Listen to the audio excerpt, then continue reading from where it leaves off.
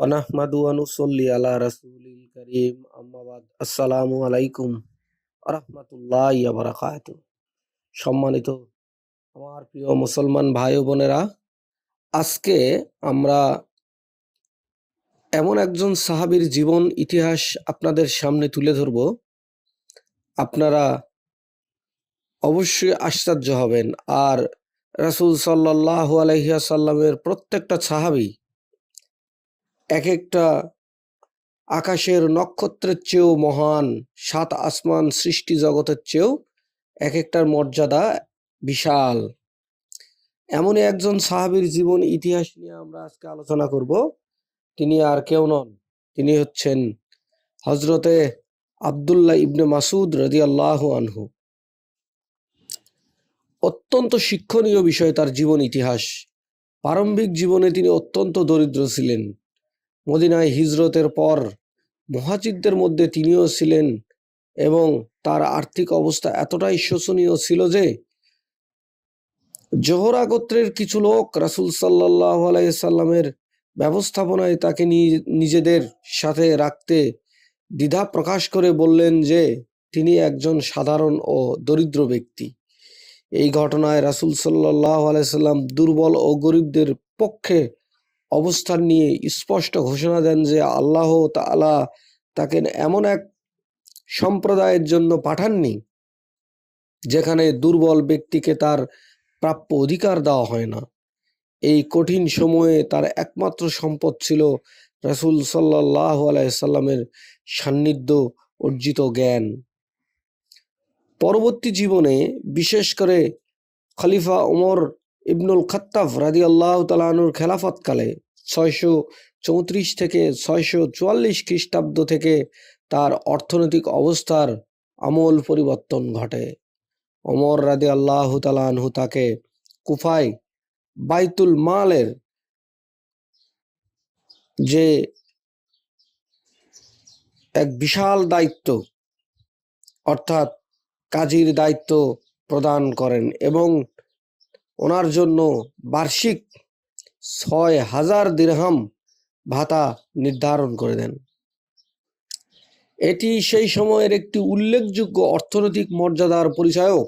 তিনি অত্যন্ত দানশীল ও উদারস্থ ব্যক্তি হিসেবেও পরিচিত ছিলেন। জীবনের শেষ ভাগে তিনি অর্থনৈতিকভাবে যথেষ্ট সচ্ছল হয়ে ওঠেন। তার মৃত্যুকালে 653 তিনি 90,000 দিরহামের মূল্যের সম্পদ রেখে যান, যা সেই সময়ের বিশাল অঙ্কের সম্পদ হিসেবে বিবেচিত।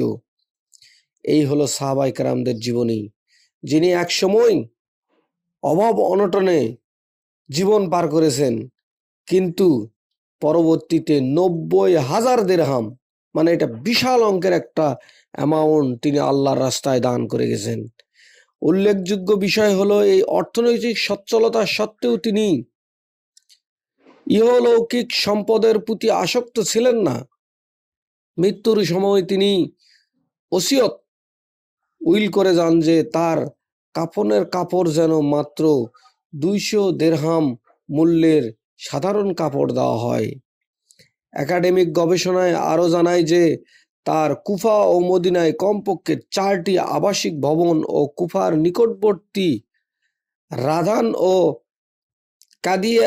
কাদিসিয়ার নিকটবর্তী সায়লাহিন নামক স্থানে ভাগ চাষিদের মাধ্যমে পরিচালিত কমপক্ষে 2টি কৃষি জমির মালিকানা ছিল, যা তাকে সাসানীয় সাম্রাজ্যের ভূস্বামী আভিজাত শ্রেণীর সমকক্ষ পর্যায়ে স্থাপন করে। এই সম্পদ ব্যবস্থাপনার পদ্ধতি প্রমাণ করে তিনি জ্ঞান ও ধর্মীয় চর্চার পাশাপাশি অর্থনৈতিক কর্মকাণ্ডে অত্যন্ত দক্ষ ও সুপরিকল্পিত ছিলেন। তার জীবন প্রমাণ করে যে ইসলামী জীবন ব্যবস্থাপনায় দারিদ্র্য চিরস্থায়ী নয়, বরং ন্যায়সঙ্গত উপার্জন ও সম্পদ সৃষ্টি তার কঠিন এবং সঠিক বন্টন আখিরাতমুখী ব্যবহারে শিক্ষা দেয়। আব্দুল্লাহ ইবনে মাসুদ রাদিয়াল্লাহু আনহু ছিলেন রাসূল সাল্লাল্লাহু আলাইহি ওয়াসাল্লাম অত্যন্ত ঘনিষ্ঠ সাহাবী, যিনি ইসলাম গ্রহণের তালিকায় ষষ্ঠ স্থান অধিকার করেন। তার সাথে জীবন সম্পর্ক এতটাই গভীর ছিল যে সাহাবায়ে কেরাম তাকে নবী করিম সাল্লাল্লাহু আলাইহি সাল্লামের পরিবারের একজন সদস্য মনে করতেন। রাসূল সাল্লাল্লাহু আলাইহি সাল্লামের সাথে অসংখ্য ঘটনাবলী রয়েছে।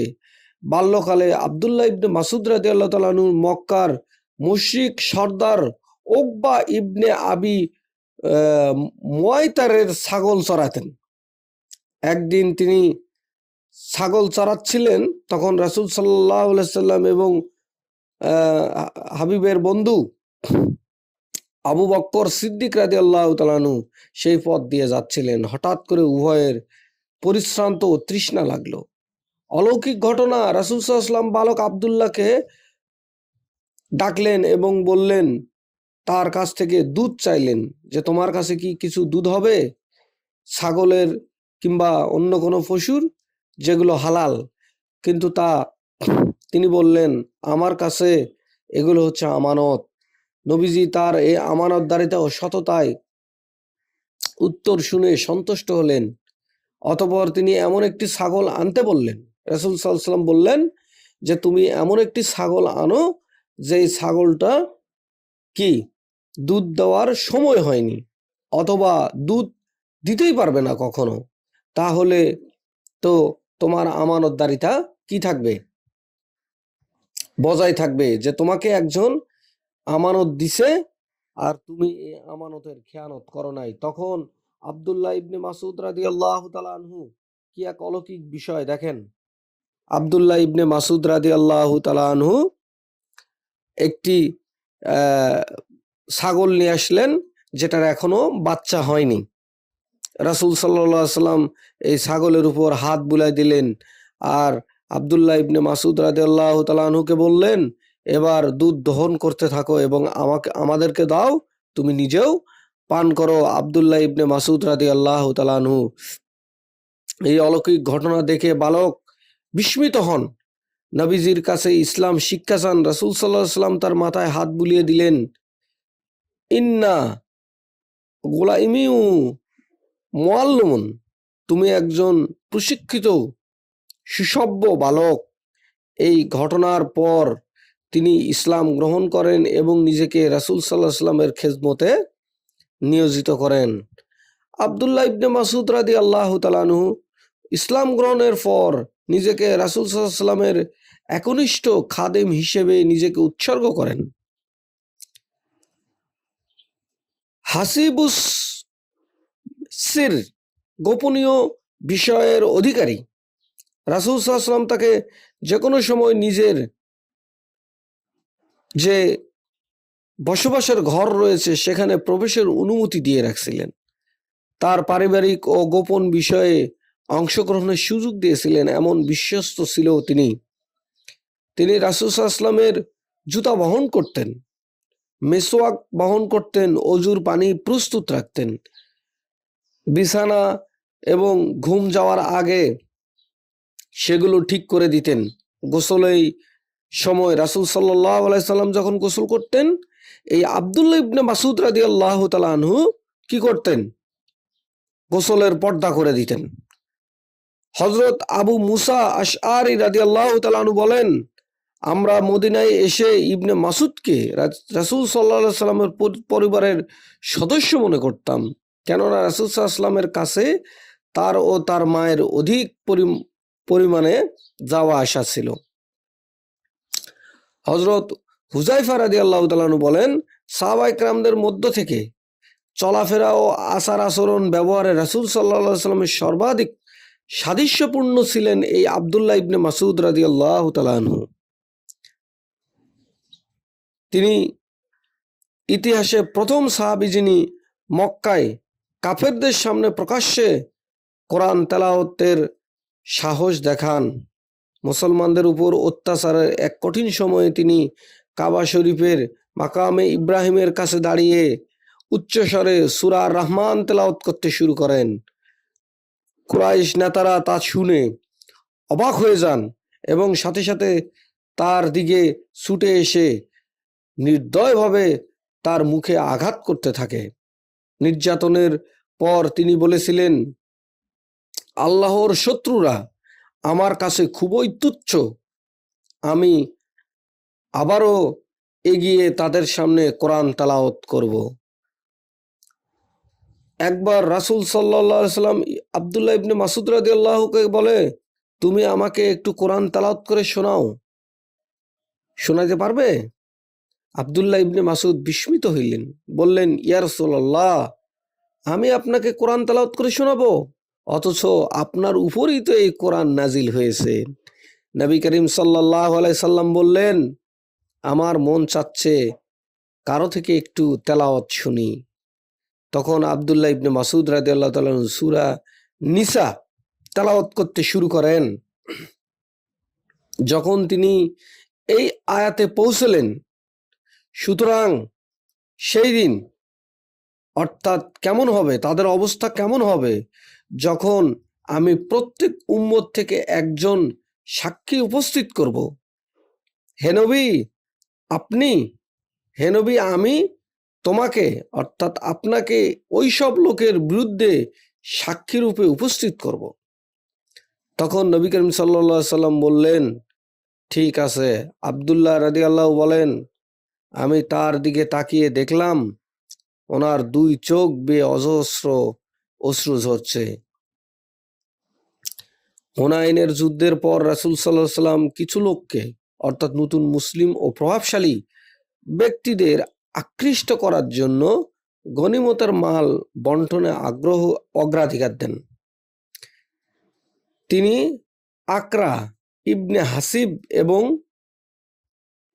ওয়াইনা ইবনে হিনস্তকে 100 উট করে দিয়ে দেন।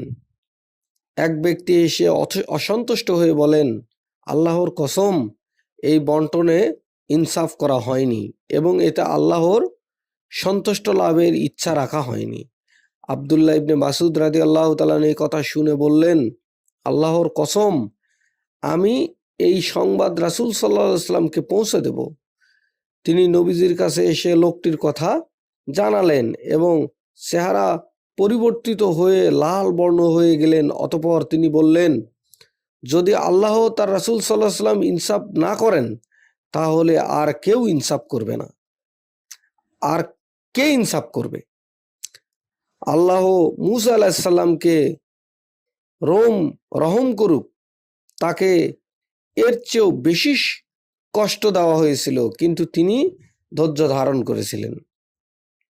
আব্দুল্লাহ ইবনে মাসউদ রাদিয়াল্লাহু তাআলা বলেন, আমি মনে মনে বললাম, আমি এরপর কোনো কথা তার কাছে পৌঁছাবো না। আব্দুল্লাহ ইবনে মাসউদ রাদিয়াল্লাহু তাআলা হৃদয় রাসূল সাল্লাল্লাহু আলাইহি ওয়াসাল্লামের পরিবারের প্রতি ছিল অগাধ ভালোবাসা। একদিন তিনি নামাজ পড়ছিলেন এবং সেজদায় ছিলেন। এই সময় হাসান হুসাইন রাদিয়াল্লাহু তাআলা আনহু নবী করিম সাল্লাল্লাহু আলাইহি ওয়াসাল্লামের দৌহিত্র ওনার পিঠে চড়ে বসেন। উপস্থিত লোকেরা তাদেরকে বারণ করতে চাইলে তিনি ইশারায় বলেন, ওদেরকে ছেড়ে দাও। নামাজ শেষ করে তিনি তাদের উভয়কে কোলে তুলে নিলেন। যে ব্যক্তি আমাকে ভালোবাসে সে যেন তাদেরকে ভালোবাসে। রাসূল সাল্লাল্লাহু আলাইহি ওয়াসাল্লাম বললেন, যে ব্যক্তি আমাকে ভালোবাসে তারা যেন তাদেরকে ভালোবাসে, অর্থাৎ এই হাসান হুসাইনকে ভালোবাসে। রাসূল সাল্লাল্লাহু আলাইহি ওয়াসাল্লাম যখন এই কথা বলে দিলেন, অর্থাৎ যে ব্যক্তি আমাকে ভালোবাসে সে যেন আমার এই দুই নাতিকে ভালোবাসে, আমার এই মেয়েকে ভালোবাসে, আমার এই জামাইকে ভালোবাসে, অর্থাৎ আমাদের তখন ওই ভালোবাসাটা ওয়াজিব হয়ে গেছে। হ্যাঁ, আমরা যদি ভালো না বাসি তাহলে আমরা গুনাহগার হয়ে যাব। রাসূল সাল্লাল্লাহু আলাইহি সাল্লাম আব্দুল্লাহ ইবনে মাসউদ রাদিয়াল্লাহু তাআলা কোরআন তেলাওয়াত সম্পর্কে বলেছেন, যে ব্যক্তি কোরআন যেভাবে নাজিল হয়েছে সেভাবে পড়ে আনন্দ পেতে চায় সে যেন ইবনে উম্মে আব্দের অর্থাৎ আব্দুল্লাহ ইবনে মাসউদের মতো করে কোরআন তেলাওয়াত করেন। অন্য এক বর্ণনায় তিনি বলেন, যে ব্যক্তি কোরআন বিশুদ্ধভাবে তেলাওয়াত করতে চায় যেমন তা অবতীর্ণ হয়েছে সে যেন ইবনু উম্মু আব্দের পাঠের অনুসরণের কোরআন তেলাওয়াত পাঠ করে, অর্থাৎ আব্দুল্লাহ ইবনে মাসুদের মতো কোরআন তেলাওয়াত করে। আল্লাহ রাসূল সাল্লাল্লাহু আলাইহি ওয়াসাল্লাম বলছেন যে বিশুদ্ধভাবে যদি কেউ কোরআন তেলাওয়াত করতে চায়, সে যেন আব্দুল্লাহ ইবনে মাসুদ রাদিয়াল্লাহু তাআলা আনহুর কোরআন তেলাওয়াত দেখে সেইভাবে পাঠ করার চেষ্টা করে, তাহলে পরিপূর্ণ এবং সহি শুদ্ধ হয়ে যাবে। হযরত আলী রাদিয়াল্লাহু তাআলা আনহু আব্দুল্লাহ ইবনে মাসুদ রাদিয়াল্লাহু তাআলা আনহু সম্পর্কে বলেন, যদি আমি কাউকে বিনা পরামর্শে আমির নিযুক্ত করি, সেটা আব্দুল্লাহ ইবনে মাসুদকে করতাম। সুবহানাল্লাহ। হযরত ওমর রাদিয়াল্লাহু তাআলা আনহু আব্দুল্লাহ ইবনে মাসুদ রাদিয়াল্লাহু তাআলা আনহু সম্পর্কে বলেন যে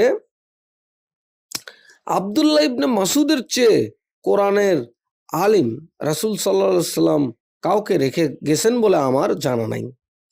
হুযায়ফা রাদিয়াল্লাহু তাআলা আনহু বলেন যে আব্দুল্লাহ ইবনে মাসুদ রাদিয়াল্লাহু তাআলা আনহু চাল চলন, কথাবার্তা, উঠা বসা, সাদৃশ্য রাসূল সাল্লাল্লাহু আলাইহি সাল্লামের সাথে অনেকটা মিলে যেতেন।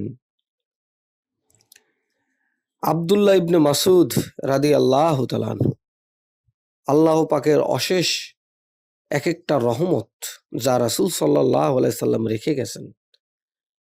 অনেকে বলে যে রাসূল সাল্লাল্লাহু আলাইহি সাল্লামের এক একজন সাহাবী আকাশের নক্ষত্র, তারার মতো। আমি বলবো যে রাসূল সাল্লাল্লাহু আলাইহি সাল্লামের এক একজন সাহাবী আল্লাহ পাকের সমস্ত সৃষ্টি জগতের সবচেয়ে বড় নিয়ামত হচ্ছে আমাদের প্রিয় হাবিব রাসূল পাক সাল্লাল্লাহু আলাইহি সাল্লাম। এই রাসূল পাক সাল্লাল্লাহু আলাইহি সাল্লামের পরেই যাদের দুনিয়া এবং সৃষ্টি জগতের মধ্যে সবচেয়ে বেশি রহমত, সেটা হচ্ছে এই হাবিবের সাহাবায়ে কেরামগণ, অর্থাৎ যাদের মর্যাদা হাদিস শরীফে এসেছে যে রাসূল সাল্লাল্লাহু আলাইহি সাল্লামের উম্মতদের মর্যাদা পূর্ববর্তী নবীদের চেয়েও অনেক বেশি মর্যাদাবান। নবীরা তো নবীদের জায়গায়, কিন্তু নবী করিম সাল্লাল্লাহু আলাইহি সাল্লামের উম্মতদের মর্যাদা অন্যান্য নবীদের চেয়েও অনেক বেশি। যেমন হযরত ঈসা আলাইহিস সালাম এই কথাটা শোনার পরে আল্লাহ পাকের কাছে ফরিয়াদ করেন, দোয়া করেন, হে রাব্বুল আলামিন, হে আমার রব, আপনি আমাকে শেষ নবীর উম্মত বানিয়ে দেন। আমি নবী না হয়ে যদি আপনি আমাকে শেষ নবীর উম্মত বানিয়ে দেন, তাহলে আমি সবচেয়ে বেশি সন্তুষ্ট ও নিজেকে ভাগ্যবান মনে করব। যা আল্লাহ পাক পরবর্তীতে এই দোয়া কবুল করে নিয়েছেন এবং হযরত ঈসা আলাইহিস সালামকে চতুর্থ আসমানে রেখে দিয়েছেন। কিয়ামতের আগে আল্লাহ পাক হযরত ঈসা আলাইহিস সালামকে দুনিয়াতে আবার প্রেরণ করবেন। এই হলো আমাদের প্রিয় হাবিবের সাহাবায়ে কেরামদের মর্যাদা। তাহলে সাধারণ মুসলমানের চেয়ে এক একটা সাহাবীর মর্যাদা এত বেশি যে হযরত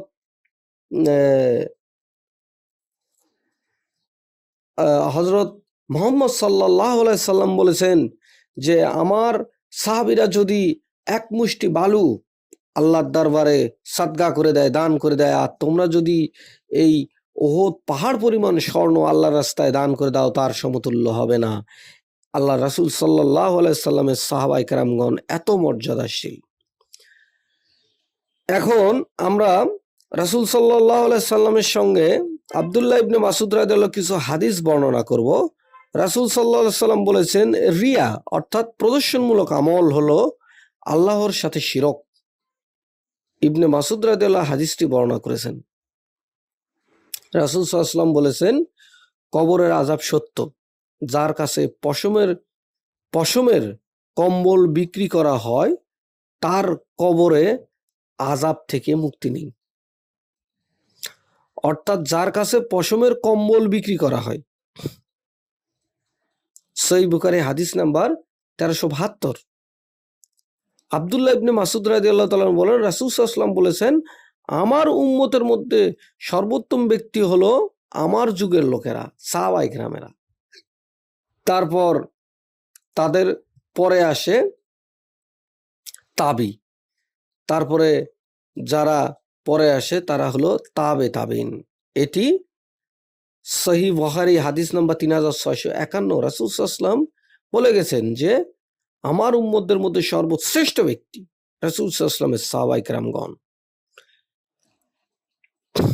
একবার সাহাবী কেরাম রাসূল সাল্লাল্লাহু আলাইহি ওয়াসাল্লামকে জিজ্ঞেস করলেন, আল্লাহর কাছে কোন আমল সবচেয়ে বেশি প্রিয়? রাসূল সাল্লাল্লাহু আলাইহি ওয়াসাল্লাম বলেন, সময়ে নামাজ আদায় করা, টাইম মতো নামাজ আদায় করা, এটা আল্লাহর পাকের কাছে সবচেয়ে প্রিয়। ইবনে মাসউদ রাদিয়াল্লাহু তাআলা আনহু বলেন, রাসূল সাল্লাল্লাহু আলাইহি ওয়াসাল্লাম সিজদায় বলতেন, সুবহানা রাব্বিয়াল আলা, মহান পবিত্র আমার মহান প্রতিপালক। আমরা যেটা নামাজের মধ্যে বলি সুবহানা রাব্বিয়াল আলা। রাসূল সাল্লাল্লাহু আলাইহি ওয়াসাল্লাম ইবনে মাসউদ রাদিয়াল্লাহুকে তাশাহুদ শিক্ষা দিয়েছিলেন, যা আজও মুসলিমেরা নামাজে পড়ে থাকে। তিনি বলেন, রাসূল সাল্লাল্লাহু আলাইহি ওয়াসাল্লাম আমাকে তাশাহুদ শিক্ষা দিয়েছেন যেমন আমাকে কোরআনের সূরা শিক্ষা দিতেন। এটি সহিহ মুসলিম হাদিস নাম্বার 403 নম্বরে উল্লেখ রয়েছে। ইবনে মাসউদ রাদিয়াল্লাহু তাআলা আনহু বলেন, রাসূল সাল্লাল্লাহু আলাইহি ওয়াসাল্লাম বলেছেন, যে ব্যক্তি সূরা ইখলাস পাঠ করলো সে যেন কোরআনের 1/3 পাঠ করলো, অর্থাৎ 1/3 পাঠ করলো। তাহলে আমরা সেখান থেকে বুঝে নিব যে এই আমলটি যে 3 বার সূরা ইখলাস পাঠ করলে পুরো কোরআন পাঠ করা হয়ে যায় এবং প্রত্যেকটা অক্ষরের বিনিময়ে আল্লাহ পাক 10টি করে নেকি তার আমলনামায় যদি লিখে দেয়, তাহলে আমরা দিনের মধ্যে যদি এরকম অসংখ্যবার কোরআন যদি সংক্ষিপ্ত আকারে সূরা ইখলাস দিয়ে যদি আমরা কি করি, তেলাওয়াত করি, তাহলে আমাদের আমলনামায় এত বেশি পরিমাণে সওয়াব আল্লাহ পাক আমলনামায় দিয়ে দিবে যে ওই ব্যক্তির জন্য জান্নাত সহজ হয়ে যাবে। এই হাদিসটি রয়েছে সহিহ মুসলিম 811 নম্বরে। রাসূল সাল্লাল্লাহু আলাইহি ওয়াসাল্লাম বলেছেন, যে ব্যক্তি কোরআনের একটি হরফ পাঠ করে তার জন্য একটি নেকি, আর এক নেকির 10 গুণ তা বৃদ্ধি করে দেওয়া হয়। এটি সুনানে তিরমিজি হাদিস নাম্বার 2910। ইবনে মাসউদ রাদিয়াল্লাহু তাআলা আনহু এটা বর্ণনা করেন। রাসূল সাল্লাল্লাহু আলাইহি ওয়াসাল্লাম বলেছেন, তোমরা সত্যের অনুসরণ করো, নিশ্চয় সত্য সৎ কাজের পথ দেখায়, আর সৎ কাজ জান্নাতে পৌঁছে দেয়, আর মিথ্যা থেকে সাবধান, কেননা মিথ্যা পাপাচারের পথ দেখায় আর পাপাচার জাহান্নামের দিকে পৌঁছে দেয়। এটি আব্দুল্লাহ ইবনে মাসউদ রাদিয়াল্লাহু তাআলা আনহু বর্ণনা করেছেন সহিহ বুখারীর মধ্যে 6094 হাদিস নাম্বার। রাসূল সাল্লাল্লাহু আলাইহি ওয়াসাল্লাম বলেছেন, হিংসা ছাড়া আর কোনো জিনিস নেই যা ভালো কাজকে আগুনের মতো জ্বালিয়ে দেয়। রাসূল সাল্লাল্লাহু আলাইহি ওয়াসাল্লাম বলেছেন, এটি আব্দুল্লাহ ইবনে মাসউদ রাদিয়াল্লাহু তাআলা আনহু বর্ণনা করেছেন। এটি হচ্ছে সুনান ইবনে মাজাহ হাদিস নাম্বার হচ্ছে 4210, যে হিংসা ছাড়া আর কোনো জিনিস নেই যা ভালো কাজকে আগুনের মতো জ্বালিয়ে দেয়। রাসূল সাল্লাল্লাহু আলাইহি ওয়াসাল্লাম বলেছেন, যে ব্যক্তি দুনিয়াতে কোনো মুসলিমের দোষ গোপন রাখে, আমি আবারও বলতেছি, সমাজের মধ্যে সবচাইতে বেশি পরিমাণে এই জিনিসটি প্রচলিত, আপনারা সাবধান হয়ে যাবেন। সহিহ মুসলিম হাদিস নাম্বার 2580, রাসূল সাল্লাল্লাহু আলাইহি ওয়াসাল্লাম বলেছেন, যে ব্যক্তি দুনিয়াতে কোনো মুসলিমের দোষ গোপন রাখে, আল্লাহ তাআলা কিয়ামতের দিন তার দোষ গোপন রাখে। আপনি মুসলমান হয়ে মুসলমানকে অকথ্য ভাষায় গালাগালি করেন, আপনি কিসের মুসলমান? আপনি মুসলমান হয়ে এক মুসলমান ভাইয়ের আপনি দোষ ত্রুটি আপনি উন্মুক্ত করে দেন। আপনি শিয়া, সুন্নি, ওহাবি এগুলো নিয়ে আপনি বাদাবাদি করেন, অথচ আমরা একই নবীর উম্মত, একই আল্লাহর সৃষ্টি, আমরা একই হাবিবের অনুসারী। অতএব আপনারা কখনোই এগুলো করবেন না, এগুলো ঠিক না। রাসূল সাল্লাল্লাহু আলাইহি ওয়াসাল্লাম বলেছেন, বৈধ উপার্জন অর্জন করা প্রত্যেক মুসলিমের উপর ফরজ। তার মানে আপনি যখন অবৈধ কোনো কিছু অর্জন করতেছেন, আপনি কি করতেছেন? ফরজ তরক করতেছেন, আপনি গুনাহগার, আপনি জাহান্নামী। বৈধ উপার্জন করা প্রত্যেক মুসলিমের উপর আল্লাহ পাক ফরজ করে দিয়েছেন। এটি হাদিসটি বর্ণনা করেছেন আব্দুল্লাহ ইবনে মাসুদ রাদিয়াল্লাহু তাআলা আনহু। সুনানে বাইহাকি হাদিস নাম্বার 5687। ইবনে মাসুদ রাদিয়াল্লাহু তাআলা আনহু আরো বর্ণনা করেন, রাসূল সাল্লাল্লাহু আলাইহি ওয়াসাল্লাম বলেছেন, সুদ খাওয়া দাতা, সুদের দালাল, সুদের লেখক সকলকে অভিশাপ, অর্থাৎ তারা ধ্বংস। রাসূল সাল্লাল্লাহু আলাইহি ওয়াসাল্লাম বলেছেন, যে ব্যক্তি আল্লাহর রাস্তায় নিহত হয় সে জান্নাতে প্রবেশ করবে। এটা আব্দুল্লাহ ইবনে মাসুদ রাদিয়াল্লাহু তাআলা বর্ণনা করেন। রাসূল সাল্লাল্লাহু আলাইহি ওয়াসাল্লাম বলেছেন, যে ব্যক্তি আল্লাহর রাস্তায় জিহাদ করে শুধু আল্লাহর কালিমা উঁচু করার জন্য, তারই আমল আল্লাহর কাছে কবুল হয়ে যায়। সহিহ বুখারী 2945 নম্বর হাদিস। রাসূল সাল্লাল্লাহু আলাইহি ওয়াসাল্লাম বলেছেন, 60টি ধ্বংসাত্মক জিনিস থেকে বেঁচে থেকো। আব্দুল্লাহ ইবনে মাসুদ রাদিয়াল্লাহু তাআলা নূর এটি বর্ণনা, 60টি ধ্বংসাত্মক জিনিস থেকে বেঁচে থাকো। 1 নম্বর হচ্ছে শিরক, 2 নম্বর হচ্ছে জাদুটোনা করা, 3 নম্বর অন্যায়ভাবে হত্যা করা, 4 নম্বর সুদ খাওয়া থেকে বিরত থাকো, 5 নম্বর এতিমের মাল আত্মসাৎ করিও না, 6 নম্বর জিহাদ থেকে পলায়ন করিও না, 7 নম্বর সতী সাধবী মুমিন নারীদের প্রতি অববাদ দিও না। সহিহ বুখারী হাদিস নাম্বার 2766। আল্লাহ রাসূল সাল্লাল্লাহু আলাইহি সাল্লাম এই 7 জিনিস থেকে আমাদেরকে বেঁচে থাকার জন্য কি করেছেন? আহ্বান করেছেন। রাসূল সাল্লাল্লাহু আলাইহি সাল্লাম আরো বলেন, কিয়ামতের দিন মানুষের 2 পা নড়বে না যতক্ষণ না তাকে 5টি বিষয়ে জিজ্ঞাসা করা হয়। অর্থাৎ রাসূল সাল্লাল্লাহু আলাইহি সাল্লাম বলেছেন যে 5টি বিষয়ে জিজ্ঞাসা না করা পর্যন্ত সে 1 পাও নাড়াইতে পারবে না। সুনানে তিরমিজি হাদিস নাম্বার 2417। সেই জিনিসগুলো কি? 1 নাম্বার, তার জীবন কেমন কাটিয়েছে। 2 নম্বর, যৌবন কোথায় ব্যবহার করেছে। ফাজলামো করেন, পকেটে টাকা আছে আর বিভিন্ন হোটেলে যায় নারীদেরকে নিয়ে ফুর্তি করতেছেন, টাকার এত গরম, হ্যাঁ? কিন্তু জিজ্ঞাসিত হইতে হবে, যৌবন কোথায় কাটিয়েছেন? হালাল জিনিসে না হারাম জিনিসে? সম্পদ কোথা থেকে অর্জন করেছেন? কিভাবে অর্জন করেছেন? মিথ্যা কথা দিয়ে, মানুষকে ঠগিয়ে, বাটপারি করে? এবং এই সম্পদ কিভাবে ব্যয় করেছেন? 4 নম্বর হচ্ছে জ্ঞান নিয়ে কি আমল করেছেন? অর্থাৎ এই 5টি বিষয় জিজ্ঞাসা না করা পর্যন্ত আপনার 1 পাও তুলতে দিবে না।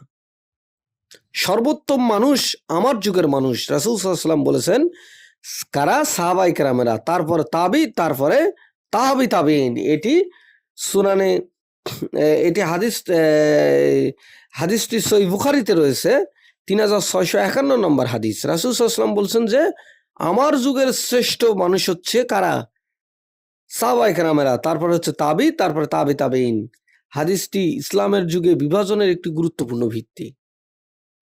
ইবনে মাসুদ রাদিয়াল্লাহু বর্ণনায় এটি সহিহ বুখারীতে সংকলিত হয়েছে। আমার ভিডিওটা অনেক বেশি লম্বা হয়ে যাচ্ছে। আমার 2টি চ্যানেলে এই ভিডিওগুলো আমি পাবলিশ করি। এক হচ্ছে আজকের ইসলাম আর সাহাবায়ে কেরামদের জীবনী। আপনারা এই চ্যানেলগুলোর সাথে থাকবেন। আমি আরো হাদিস এবং সাহাবায়ে কেরামদের জীবন আপনাদের সামনে তুলে ধরার চেষ্টা করব। আমরা যদি অসংখ্য সাহাবায়ে কেরামদের মধ্যে কোনো এক সাহাবায়ে কেরামের সামান্যতম যদি ধরে রাখতে পারি, তাহলে অবশ্যই আমরা দুনিয়া এবং আখিরাতে সফলকাম হব। আসসালামু আলাইকুম ওয়া রাহমাতুল্লাহি ওয়া বারাকাতুহু।